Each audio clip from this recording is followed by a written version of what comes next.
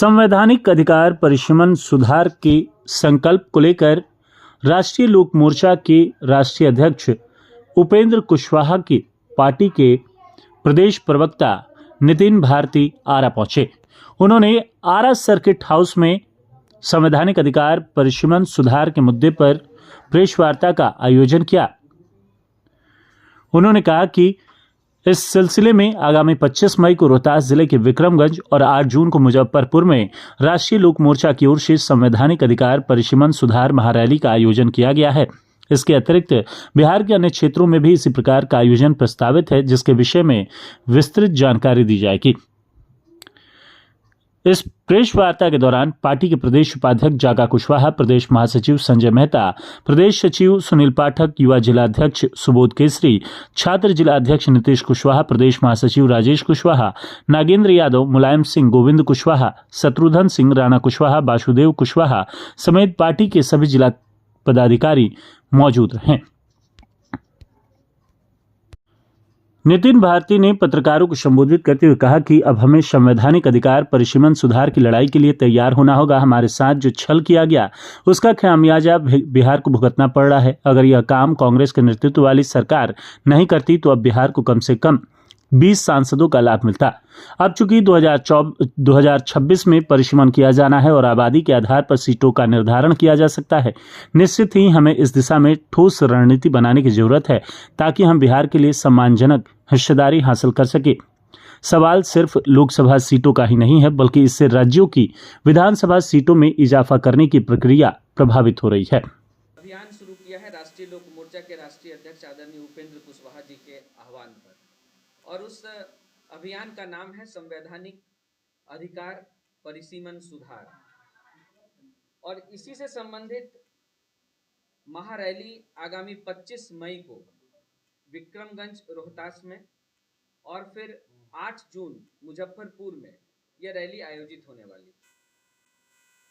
अब इस रैली के पीछे का उद्देश्य, इस महारैली के पीछे का उद्देश्य और इस अभियान के पीछे का उद्देश्य क्या है, इसको मैं आप लोगों को स्पष्ट करना चाहता हूँ। और मुझे लगता है कि हम लोगों ने एक छोटी सी एक डॉक्यूमेंट्री तैयार की है, उससे स्थिति बिल्कुल आप लोगों को स्पष्ट होगी और विषय का भी पूरा, ताकि हम लोग और अच्छे तरीके से इस विषय पर बात कर सकें। हम भारत के लोग नाम से ये डॉक्यूमेंट्री है जो मैं आप लोगों को दिखाना चाहता हूँ।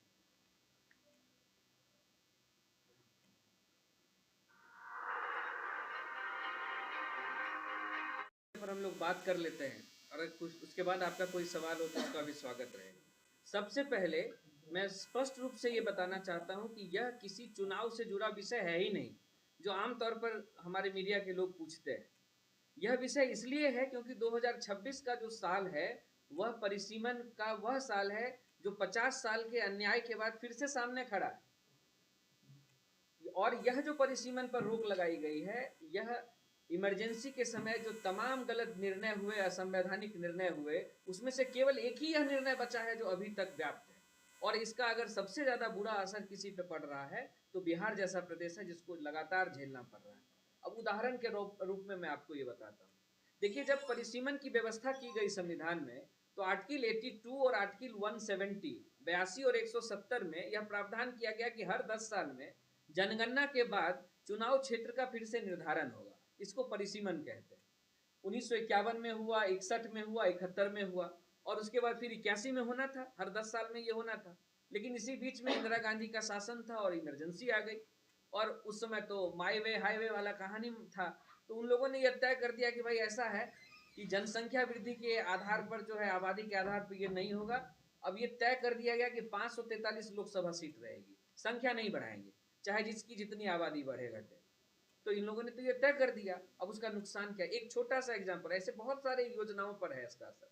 एमपी लैड में एमपी फंड जो मिलता है, सांसद निधि, 5 करोड़ रुपया मिलता है। अब स्थिति ये हो गई है कि साउथ में एक सांसद को 21 लाख लोग चुनते हैं, मतदाता, और यही बिहार जैसा प्रदेश है जो उत्तर भारत का जो क्षेत्र है, वहां 31 लाख लोग एक सांसद को चुनता है। तो अब 5 करोड़ की जो राशि खर्च होगी, उसके लिए तो जिम्मेवारी केवल 21 लाख लोगों की है वहां पर, लेकिन वही 5 करोड़ रुपया जो इधर खर्च होगा, उसके लिए 31 लाख लोगों की जिम्मेवारी एक सांसद के ऊपर है। तो ये कैसी समानता है? और संविधान की मूल भावना क्या है? एक व्यक्ति, एक मत, और एक मूल्य, ये उसकी मूल भावना है। और आर्टिकल 15 क्या कहता है कि आपका जन्म स्थान के आधार पर किसी तरह का भेदभाव नहीं होगा। धर्म, जाति और कई तरह की चीजें हैं, उसमें एक महत्वपूर्ण शब्द जन्म स्थान भी है। तो अब आप ये बताइए कि कैसे उत्तर भारत का एक नागरिक और दक्षिण भारत का एक नागरिक समान हुआ? ये तो सीधे सीधे आर्टिकल 15 की भी अवहेलना हो रही है। तो ये असंवैधानिक निर्णय था 1976 का। और उसमें क्या किया गया, 25 सालों के लिए पहले रोक लगाई गई। अब 2001 में फिर से इस पर निर्णय लिया जाना था, लेकिन ये रोक फिर से 25 साल के लिए लगा दी गई। तो वही जो 2001 में रोक लगाई गई थी, उसका 25 साल पूरा हो रहा है 2026 में।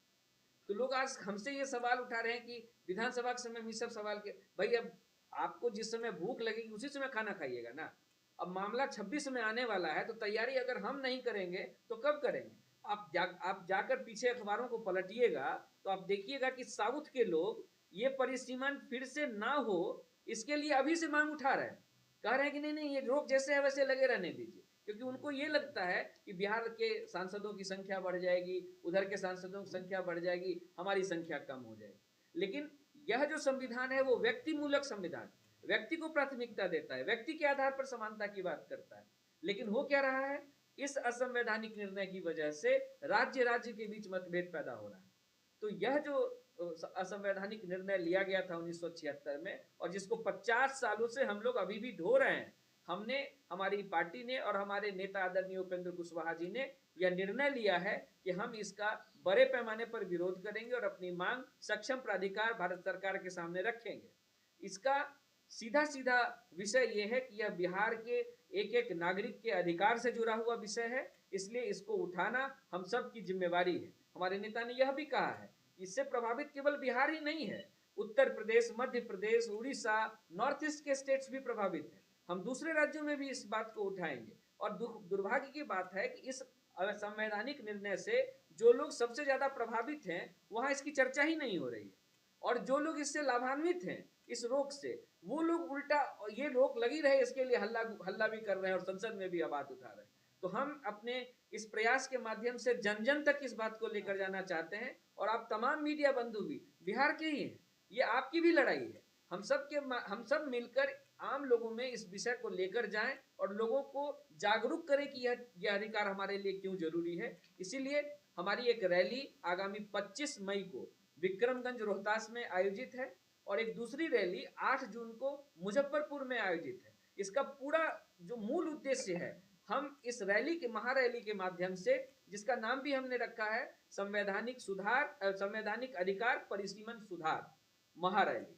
तो इस महारैली के माध्यम से हम लोगों तक इस विषय को लेकर जाना चाहते हैं, ताकि लोगों को अपने अधिकार की जानकारी हो और अपने अधिकार के लिए वो भी हमारे साथ आवाज उठाएं, ताकि हम लोग 2026 में निश्चित रूप से जो परिसीमन पर रोक है इसको हटवाकर और नए सिरे से आबादी के आधार पर, समानुपातिक जनसंख्या के आधार पर क्षेत्रों का फिर से बंटवारा हो और परिसीमन हो।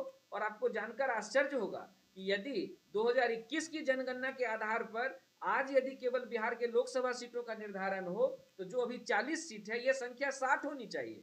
और उस हिसाब से यदि जो शुरुआती दौर में तय किया गया था, उसके आधार पर कैलकुलेट कीजिए तो यह संख्या 80 होनी चाहिए। तो 80 तो छोड़ दीजिए, कम से कम 21 की आबादी के आधार पर 60 क्यों नहीं है आज? इसलिए क्योंकि एक संवैधानिक निर्णय हमारा 1976 से खड़ा है, और 50 साल हो जाने के बाद भी एक इमरजेंसी का दाग अभी भी हमारे माथे पर है। और हमें पूरा विश्वास है उस इमरजेंसी के विरोध में लड़ने वाले तमाम दल आज एनडीए के साथ है। हम लोग एकजुट है, एक साथ है, तो उन सब के माथे पर ये दाग है।